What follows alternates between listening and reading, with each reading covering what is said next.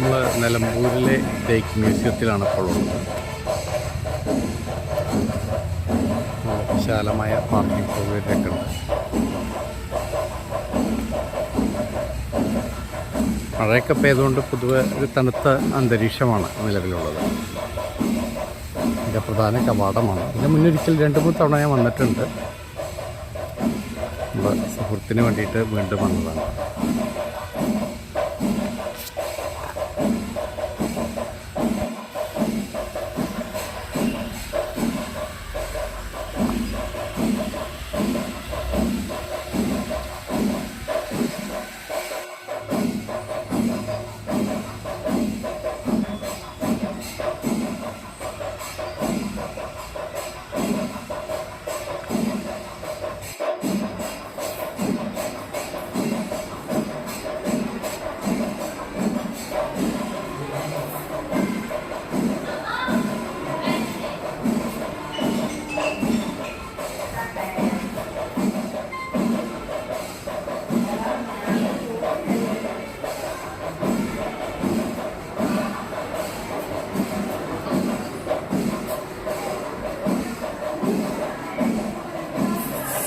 ഉണ്ടായിരുന്ന വലിപ്പം കൂടിയ കുറച്ച് തേക്കുകൾ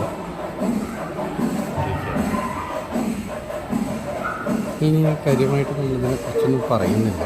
ഇത് കാണിക്കുന്നത് മാത്രമേ ഇവിടെ എന്തെല്ലാമാണ് അവൈലബിൾ ആയിട്ടുള്ളത്.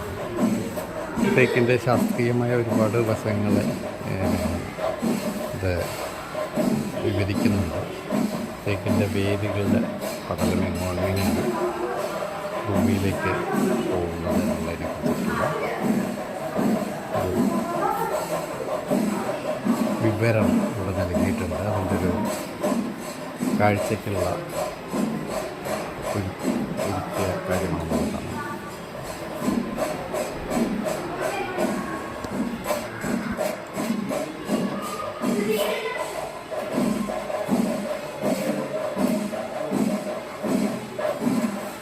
മണ്ണിനെ കുറിച്ചിട്ട് മണ്ണിലുണ്ടാക്കുന്ന മാറ്റം എന്തൊക്കെയാണ്, തേക്ക് അങ്ങനെയുള്ള കാര്യങ്ങളെക്കുറിച്ചാണ് ഇവിടെ പറയുന്നത്. ബട്ടർഫ്ലൈ ഗാർഡൻസാണ്.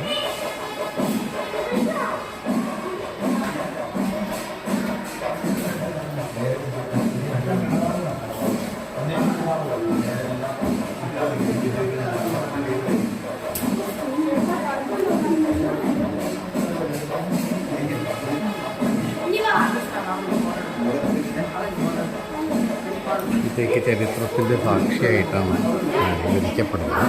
ഇതിൻ്റെ കാലഗണന പലപ്പോഴും നടത്തുന്നത് ഇവിടെയുള്ള റിങ്സിൻ്റെ അടിസ്ഥാനത്തിലാണ്. അപ്പോൾ അത് ഏതെല്ലാം കാലഘട്ടത്തിലായിരുന്നു ഈ നഗരം എന്നുള്ളതിനെക്കുറിച്ചാണ് ഇവിടെ പറയുന്നത്.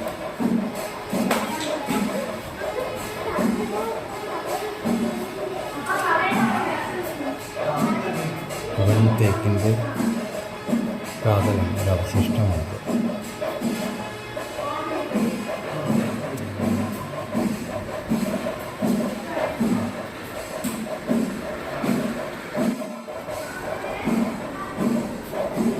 തേക്കിൻ കുഴകൾ വെച്ചിട്ട് ഒരു തേക്കിൻ്റെ തോപ്പ് എങ്ങനെയായിരിക്കും എന്നുള്ളതിൻ്റെ ഒരു ചിത്രീകരണമാണ്. ഇതെല്ലാം തേക്കിൻ കുഴകൾ വെച്ചുണ്ടാക്കിയതാണ്.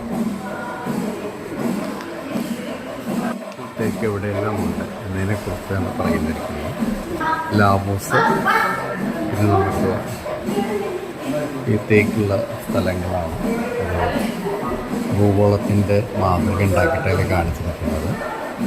തായ്ലാൻഡിലുണ്ട്, അതേപോലെ മ്യാൻമാർ, ഈ ചുരുങ്ങിയ സ്ഥലങ്ങളിലാണ് തേക്ക് വരുന്നത്. India, Laos, Thailand, Myanmar. പരമ്പരാഗതമായ കാര്യങ്ങൾ തേക്ക് ഇങ്ങനെ വിനിയോഗിക്കപ്പെട്ടിരുന്നു. അതായത് ചെറിയ ചിത്രീകരണം. പിന്നെ ഈ മ്യൂസിയം ഞാനിപ്പോൾ ഞാൻ നേരത്തെ പറഞ്ഞ പോലെ 3ാമത്തെ തവണയാണ് വരുന്നത്. വലിയ കേടുപാടുകളൊന്നും കൂടാതെ ഇത് സംരക്ഷിക്കപ്പെട്ടിട്ടുണ്ട്.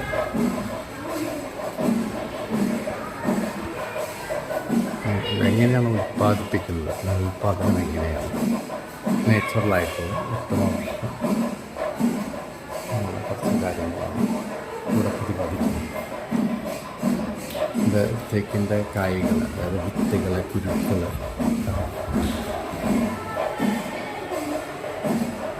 ഇതിപ്പോഴാണ് പുഷ്പിക്കുക. ഫ്ലവറിങ് ആൻഡ് ഫ്രൂട്ടിങ് ചെയ്യുന്നതൊക്കെയാണ് അത്തരം കാര്യങ്ങളുണ്ട്. പിന്നെ ക്ലോണിങ്, വിത്ത് ഉൽപ്പാദനം, വിത്ത് പാകപ്പെടുത്തൽ, ക്ലോണിങ്, പിന്നെ ടിഷ്യൂ കൾച്ചർ, അങ്ങനെയുള്ള കുറച്ച് കാര്യങ്ങളും കൂടി ഇവിടെ പറയുന്നുണ്ട്. തേക്കിൻ തൈകൾ എങ്ങനെ ഉൽപ്പാദിപ്പിക്കപ്പെടുന്നു എന്നുള്ളത് ഒരു ലഘു വിവരണം ഇവിടെ കൊടുത്തിട്ടുണ്ട്.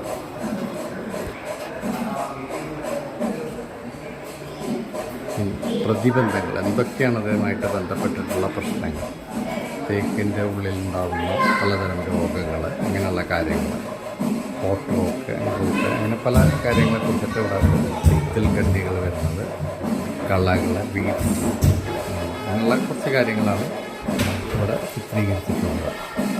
പിന്നെ തേക്കിൻ തോട്ടങ്ങളാണ്. നേരത്തെ നമ്മൾ കണ്ട നെടുങ്കയം, അതേപോലെ തന്നെ കാനോനി പോട്ട്, ഇത്തരം സ്ഥലങ്ങളിലെല്ലാം കാടോട് ചേർന്നിട്ട്, വനപ്രദേശത്തോട് ചേർന്നിട്ട് തന്നെ ഒരു തോട്ടം വികസിപ്പിച്ചെടുക്കുകയുണ്ടായി ബ്രിട്ടീഷുകാർ. അതിൻ്റെ ഭംഗിയാണ് നമ്മൾ നേരത്തെ നെടുങ്കയത്ത് ആസ്വദിച്ചത്. അതേപോലെ കാനോനി പോട്ടിലും ഇതേ വിസ്മയങ്ങളുണ്ട്. തേക്കിൻ തോട്ടത്തിൽ സാധാരണയായിട്ട് കണ്ടുവരുന്ന ഷഡ്പദങ്ങളുടെ ഒരു ലഘു വിവരണമാണ്.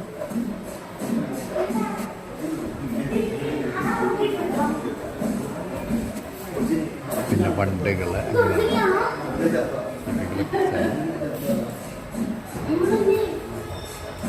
ചെറിയ തോതിൽ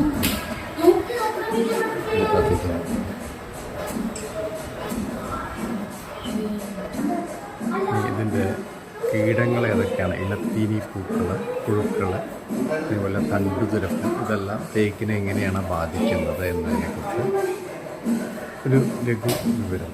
ഈ തേക്ക് മ്യൂസിയത്തിലെ തേക്ക് എങ്ങനെ നമുക്ക് ഉൽപ്പാദിപ്പിക്കാം, തേക്കിനെ എങ്ങനെ നമുക്ക് നട്ടു വളർത്താം എന്നതിനെക്കുറിച്ചുള്ള ഒരു അവബോധം സൃഷ്ടിക്കാൻ കൂടി വേണ്ട കാര്യങ്ങൾ സജ്ജമാക്കിയിട്ടുണ്ട്.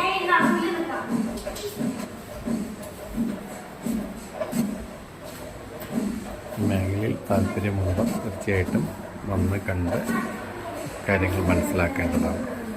തേക്കിൻ തോട്ടത്തിൽ സാധാരണയായിട്ട് കണ്ടുവരുന്ന ജന്തുവൈവിധ്യങ്ങൾ, സസ്യവൈവിധ്യവും എന്തൊക്കെയാണ് അതിനെക്കുറിച്ചാണ് ഇവിടെ പറഞ്ഞിരിക്കുന്നത്. ഉടുമ്പ്, മാവ്, വിഷച്ചിലന്തി, ഈനാമ്പേച്ചി, ആന, ഇങ്ങനെയുള്ള എല്ലാ ജീവജാലങ്ങൾക്കുമുള്ള ഒരു എക്കോസിസ്റ്റം ഉണ്ടാക്കാൻ ഈ തേക്കിൻ തോട്ടങ്ങൾ വളരെ ഫലപ്രദമാണ്. ഇതിൻ്റെ തേക്കിൻ്റെ ഭാവങ്ങൾ ഏതൊക്കെയാണ്, ഇതെല്ലാമാണ് തേക്ക് ഈ ഇല പൊടിച്ച് നിൽക്കുന്ന അവസ്ഥ, തളിരിടുന്ന അവസ്ഥ, ഇതെല്ലാമാണ് ആ ഭാവങ്ങൾ കൊണ്ട് ഉദ്ദേശിക്കുന്നത്. തേക്ക് ഉപയോഗിച്ച് ഉണ്ടാക്കുന്ന വിവിധ ഇനം വസ്തുക്കൾ, അതേപോലെ തേക്കിൻ്റെ വർത്തമാനവും ഭാവിയും സാധ്യതകൾ എന്തൊക്കെയാണ് അതിനെക്കുറിച്ച് ആണ് ഇവിടെ വിവരിക്കാൻ ശ്രമിച്ചിരിക്കുന്നത്. ഏറ്റവും മൂല്യമുള്ള മരങ്ങളിലൊന്നാണ് തേക്ക്. കാരണം അതിൻ്റെ സ്വാഭാവികമായിട്ടുള്ള ചില പ്രത്യേകതകൾ തന്നെയാണ് കാലാകാലങ്ങളായിട്ട് തേക്കിനെ ഒരു മരം എന്നുള്ള നിലയ്ക്ക്, പ്രത്യേകിച്ചും ഫർണിച്ചറുകളും അതേപോലെ ഉപകരണങ്ങൾ, വീട്, മറ്റ് നിർമ്മാണ വസ്തു എന്നുള്ള നിലയ്ക്ക് എടുക്കാനുള്ള പ്രധാന കാരണം അതിൻ്റെ സവിശേഷതകളും തന്നെയാണ്. ഇതിൻ്റെ ഭംഗി, സവിശേഷതകളാണ്. ഇതിൻ്റെ വരകളൊക്കെ കൃത്യമായിട്ട് കാണാറുണ്ട്.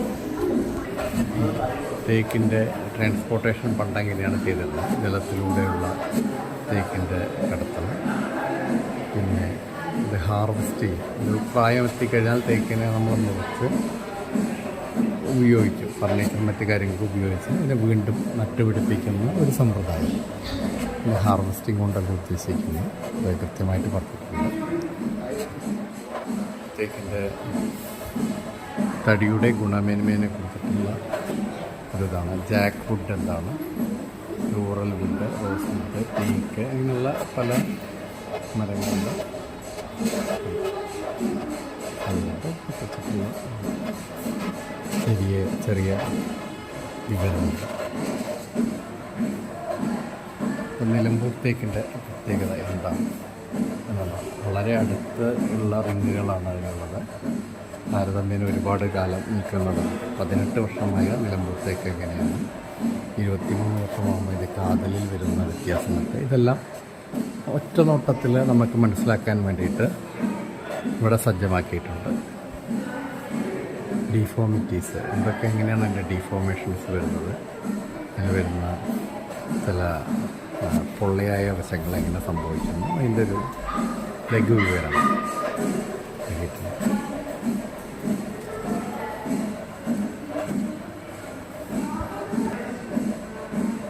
തേക്ക് കൊണ്ട് ഉള്ള വിവിധ തരത്തിലുള്ള നിത്യോപയോഗ സാധനങ്ങൾ, അതിൻ്റെ ചെറിയ പ്രദർശനം, പലതരത്തിലുള്ള വാഗ എങ്ങനെയാണ്, വിവിധ തരം പൂവത്തി എങ്ങനെയാണ്,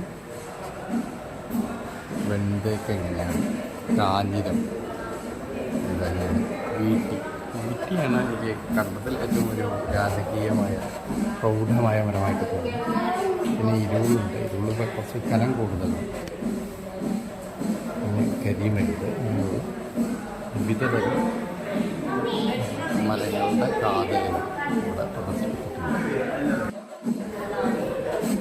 പുരാതനമായിട്ടുള്ള ഗൃഹോപകരണങ്ങൾ, ഈ പണപ്പെട്ടി, അതേപോലെ തന്നെ സോർട്ടിംഗ് ബോക്സ്, നമ്മുടെ പോസ്റ്റ് ഓഫീസിൽ നിന്നൊക്കെ പണ്ട് സ്ഥിരമായിട്ട് കാണുന്നതായിരുന്നു. പിന്നെ പെട്ടകം, ഇതൊക്കെ നമ്മുടെ വീട്ടിലുമുള്ള സാധനമാണ് പെട്ടകം. പിന്നെ ബാരൽ, മരുന്ന് പെട്ടി, പിന്നെ പല്ലാങ്കുഴി നമ്മുടെ വീടുകളിലുണ്ടായിരുന്നത് തന്നെയാണ്. തൊട്ടിൽ, ഇതെല്ലാം വീടുകളിലുള്ള സാധനങ്ങൾ ഇന്ന് അപൂർവമായിട്ട് കാണാറുണ്ട്.